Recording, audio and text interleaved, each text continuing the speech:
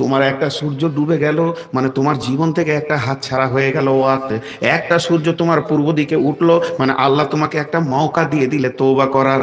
তুমি জীবনে তোমার যত দূরে কবরটা আছে, তোমার 15 তোমার মানে অন্তত 3 মাস দূরে তোমার কবরটা আছে, মানে তোমার কাছে 90টা দিন আছে। তোমার প্রতিদিন একটা করে সূর্য ডুববে, তুমি একদিনের রাস্তা কবরের দিকে এগিয়ে গেলে।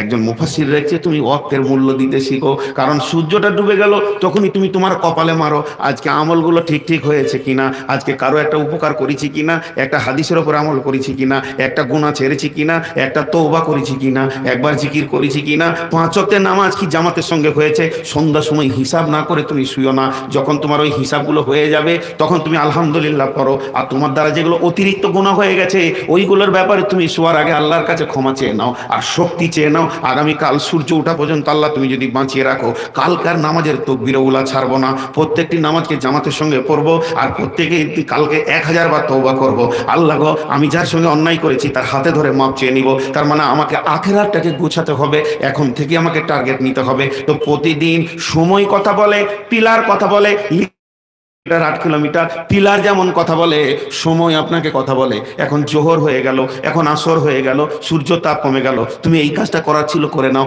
সময় আপনার সঙ্গে ওয়াক্ত কথা বলতে রয়েছে। একটা সূর্য ডুবে গেল, জীবনের একটা দিন পার হয়ে চলে গেল, একটা সূর্য উঠে গেল, আর একটা সুযোগ তুমি পেয়ে গেলে। অতএব বন্ধুরে, নিজের জিন্দেগিকে পরীক্ষা করতে হবে। আমি যদি চেন্নাই চলে যাই, এখানে 10টা ছেলে নিয়ত করেছে চেন্নাই যাব, আসবো কতদিন পর, 5 মাস পর আসবো। এখন কাজে চললাম, তো ও কি করবে, বেডিং গুটাবে। আবার ও যদি সৌদি যায়, ভিসা লেগে গেছে, আর 12 দিন পর, আর 12 দিন পর কি হবে, ওর প্লেনে ওকে উঠতে হবে পাটনায় গিয়ে, দিল্লিতে গিয়ে। ও নিয়ত করেছে আর 12 দিন আছে, খালাকে দেখা করে এলি, ফুফুকে দেখা করে এলি, চাচিকে দেখা করে এলি, বহিনদের বাড়িগুলো একটু ঘুরে এলি। ঘুরতে ঘুরতে দেখছে আর মাত্র 3 দিন আছে। বড় বোন বলছে নাসির রে একবার দেখা করে যা। উত্তরে বলবে, বুবু রে আর হাতে টাইম নাই, কালকে আমাকে কাপড়গুলোকে গুছিয়ে নিয়ে পরশুদিন সকালে ট্রেন ধরতে হবে।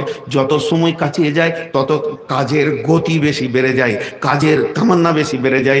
এবার আর যেতে পেল না, মাল গুছাচ্ছে, দোকানের ঋণ-টিনগুলো শোধ করছে, কিন্তু ওর মিজাজে লেগে আছে যে আমি 2.5 বছর পর বাড়ি ফিরবো।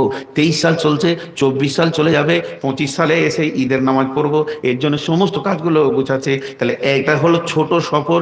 এই সফরের জন্য যদি ফিরে আসবে, তারপরেও সমস্ত কাজগুলোকে গুছাবে, কাপড় গুছাবে, আবার ব্যাগটা দেখবে, চশমাটা লিয়া হলো কিনা, চার্জারটা লিয়া হলো কিনা, হেডফোনটা ব্লুটুথটা নিলাম কি নিলাম না, এগুলো বারবার দেখবে। কিন্তু এমন একটা জায়গা আছে বন্ধুরে, ওই জায়গায় সফরে যে বেরিয়ে যায় আর ফিরে আসবে না, সেটার নাম হলো মত। কবরের সফর এমন একটা সফর, যারা চলে গেছে আর কোনোদিন ফিরে আসেনি। তাহলে ওই দিকে যে মালগুলো লাগবে, এগুলো গুছানোর কোনো আমাদের চিন্তা ভাবনা নাই। নামাজগুলো ঠিক ঠিক হয়েছে কিনা একবার চেকিং করে দেখেলি, আমার জিন্দেগির আমলগুলো কোনো ত্রুটি আছে কিনা। রাতে শুয়ে বিন বিন বিন বিন করে ভাববো, বড় ভাইকে বকেছিলাম, চাচাতো ভাই, সকালে উঠে হাতটা ধরে মাপ নিয়ে নিব।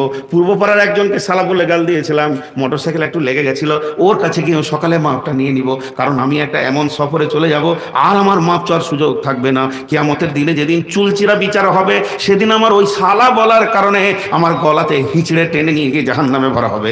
এই সফরের ব্যাপারে আমরা কোনো চিন্তা করি না। এর জন্য আল্লাহ তাবারক ওয়া তাআলা বলছে, শোন, তোদেরকে আমি বলি, যদি সিধা রাস্তায় উঠতে চাস, তো জীবনে কি একবার চেক করবি না যে রাস্তাটা তোর ঠিক আছে না রাস্তাটা তোর ভুল আছে? এটা কেমন করে চেক করবে, এটা কেমন করে চেক করবি? আমি তুইকে একটা রাস্তা বলে দিচ্ছি, তোর জীবনে এইগুলোকে চেক করলে তুই ঠিক রাস্তায় আছিস না ভুল আছিস তুই নিজেই বুঝতে পারবি। আমি এখন কটা কথা খালি গুনিয়ে দিব আপনাদেরকে, মন দিয়ে যদি কটা গুনে নিতে পারেন তো আমি খুশি হব যে শেষ বক্তব্যে আপনারা কিছু মাল নিয়ে বাড়ি গেলেন। আপনাদের দেশে এই বিশেষ করে এই এলাকায় একটা খারাপই আছে, তা খারাপই বলতে নাই, বলাটা ঠিক নয়, তারপরও জ্ঞানের উদ্দেশ্যে বলছি, রাত 12টার পর জলসা করিয়েন না। এই কথাগুলো যদি সন্ধ্যায় শুনেন তো এটা মাথায় চিরদিন থাকবে, আর রাত 12টার পরে শুনলে থাকবে না, উড়ে যাবে। জি, সকালবেলায় উঠে চায়ের দোকানে বসে বসে এমনি করে চা খাবে আর বলবে যে জলসা শুনেছিলি কালকে? বল, হ্যাঁ আমি 2:30 পর্যন্ত শুনেছি। কেমন হলো? জমে যায়, ওরা জমে না, খালি এইটাই বলবে। মৌলানা আব্দুর রহমান কি বিষয়ে কথা বলেছে? জমিয়ে দিলে কিছুই পায় নাই ভাই, ওর মাথায় কিছুই ঢুকে দেওয়ার মগজে। হ্যাঁ, 13খানা বক্তা পার হয়ে গেল, কোন বক্তা কি বলেছে বলেন? আব্দুর রহমান সাহেবের আগে আব্দুল করিম ছিল, কি বলেছে বলেন? কি বিষয় ছিল আর বলেন? একজন উঠে বলেন। ও তো পাগলা ছিল না, ও তো সালাফিয়া, ও তো ভালো ছেলে, পড়াশোনা করে এসছে, একটাও তো হাদিস বলেছে বলেন? জি বলতে পারবেন না। যে হাই স্কুলের হেড হয় তাকে অফিসার বলা হয়, in-charge of officer, headmaster, principal. সে ঢুকেছে ক্লাস 7-এ, ঢুকার পর ইতিহাস পড়াবে, 3 পিরিয়ড হয়ে গেছে, তার আগে 3টে ঘন্টি হয়ে গেছে, 4 নম্বর ঘন্টিতে ঢুকেছে। যে বলছে তোমাদের আজকে কি সাবজেক্ট? ছেলেগুলো হাত তুলে বলছে স্যার এখন ইতিহাস হবে, তারিখ হবে। তোমার এর আগে কি ছিল? ইংরেজি। তার আগে কি ছিল? ভূগোল। তার আগে কি ছিল? সাহিত্য, হিন্দি। তো এখন 4খানা প্রশ্ন করবে হিন্দি থেকে, বলতো এটা কি ওটা কি, পারছে না। মানে ক্লাসও হয় নাই আর পড়াও হয়নি। আমার আজকের বক্তব্যের বিষয়টা আমি আপনাদের সামনে তুলে ধরেছি, সিরাতে মুস্তাকিম, সোজা রাস্তা কোনটা, জান্নাতের রাস্তা কোনটা। 10 ঘন্টা শুনতে হবে না, 1 ঘন্টা শুনবো, একটা সবক নিব, বাড়ি যাব, জিন্দগিকে চেঞ্জ করব, জিন্দগিকে চেঞ্জ করব। একটা শুনবো, একটা। আমি মৌলানা আব্দুর রউফ শামীম সাহেবকে আপনি দেখেছেন? আব্দুর রউফ শামীম সাহেবের বায়ান শুনেছি আমি। উনি এক জায়গায় আমাদের গ্রামে সভাপতি ছিলেন। মাত্র 7 মিনিট বক্তব্য রাখলেন, একটা হাদিস বললেন, ওর তর্জমা করলেন, ওর উদ্দেশ্য বললেন, ওটা কি কারণ বলেন, সব কটা বলে দিলেন, ক্লাস হয়ে গেল। মনে হলো যেন আমি মাদ্রাসায় বসে ক্লাস করলাম। তো আপনাদেরকে আমি সিরাতে মুস্তাকিম, জান্নাতের রাস্তাটা দেখাচ্ছি। এখন আমি এখান থেকে বেরিয়ে যাব, ওই রোডে উঠবো, এই রাস্তাটা ধরবো, রাস্তাটা ধরার পর মেন রাস্তাটা পাবো। এখন আমি আপনাদের কাউকে জিজ্ঞেস করছি, নজরুল ভাই আমার অনেক কাছের মানুষ, মহব্বতের মানুষ, বন্ধু সুলভ ব্যবহার করেন, কিন্তু আমার ওস্তাদ উনি। তো এত বড় আলিম, তিনি আমার সঙ্গে বন্ধু সুলভ ব্যবহার করেন। তারপরও ওনাকে আমি জিজ্ঞেস করলাম, ভাই আমি যাব। উনি বলছেন কোথায় যাবে? প্রথম প্রশ্ন, কোথায় যাবে? আমি বললাম পাকুড়। তখন বলছে রোডে উঠে ডান দিকে ঘুরবে, প্রথমে দেখবে একটা পেট্রোল পাম্প পাবে, তারপরে বিক্রমপুর পাবে, তারপরে আর একটা গাঁ পাবে, তারপরে ব্রিজ পাবে, দে পাকুড়। আমি যদি বলতাম বারহাড়ুয়া যাব, তো বলবে বাঁ দিকে ঘুরবে, প্রথমে পাবে তুমি একটা রেল লাইন পাবে, তারপরে চাঁদপুর পলাশবোনা পাবে, তারপরে গোমানি পাবে, তারপরে মাঠটা পার হয়ে তোমার চলে যাবে বারহাড়ুয়া। এখন কোরআনকে শুধাই, যাব, ই হলো আমাদের গাইডলাইন, যাব। কোরআন বলছে কোথায় যাবি? দুটা রাস্তা, একটা হলো জান্নাত আর একটা হলো জাহান্নাম। কোথায় যাবি তুই বল? আমি বললাম কোরআন রে, আমি জান্নাতে যেতে চাই, আমি জাহান্নাম যাব না, নিজেকে জান্নাতে নিয়ে যাব, আমি জাহান্নাম থেকে বাঁচবো। তখন কোরআন বলছে শোন, তুই একটা কাজ কর, তোর সামনে রোডে যে ঠিকানাগুলো পড়বে, যে শহরগুলো পড়বে, আর যে রাস্তার ভিতরে যে মার্কেটগুলো তুই পাবি, ওইগুলো আমি বলে দিচ্ছি। 10টা জিনিস তোর জীবনে যদি এসে যায়, আর ওগুলো যদি ঠিক মতো আমল করে আল্লাহকে রিটার্ন করতে পারিস, তাহলে জেনে নে তোর রাস্তা ঠিক আছে। আর এগুলো যদি তোর জিন্দগিতে গোলমাল লেগে থাকে, তাহলে জেনে নে তোর জান্নাত যাওয়া গেল না, তোর রাস্তা কিন্তু জাহান্নামের দিকে ঘুরে গেছে। তোর রূহ, তোর মিজাজ, তোর চলা কিন্তু জাহান্নামের দিকে রয়েছে। এখনো সময় আছে, তওবার রাস্তা আছে। তুই এখনই তোর চলার গাড়িটাকে ব্রেক করে দে, দিয়ে আগে ব্যাঁকে দিয়ে তারপরে সিধা রাস্তাটা ধরে নে।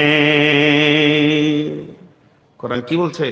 কোরআন বলছে বিসমিল্লাহির রহমানির রহিম, قل تعالوا أتلوا ما حرم ربكم عليكم ألا تشركوا به شيئا وبالوالدين إحسانا ولا تقتلوا أولادكم من إملاق نحن نرزقكم وإياهم ولا تقربوا الفواحش ما ظهر منها وما بطن ولا تقتلوا النفس التي حرم الله إلا بالحق ذلكم وصاكم به لعلكم تعقلون ولا تقربوا مال اليتيم إلا بالتي هي أحسن حتى يبلغ أشده وأوفوا الكيل والميزان لا نكلف نفسا إلا وسعها وإذا قلتم فاعدلوا ولو كان ذا قربى وبعهد الله أوفوا ذلكم وصاكم به لعلكم تذكرون। আল্লাহ 10টা কথা বললেন, আল্লাহ 10টা আমলের কথা বললেন, 10টা ম্যাটেরিয়ালসের কথা বললেন, 10টা জিনিসের সংজ্ঞা দিলেন,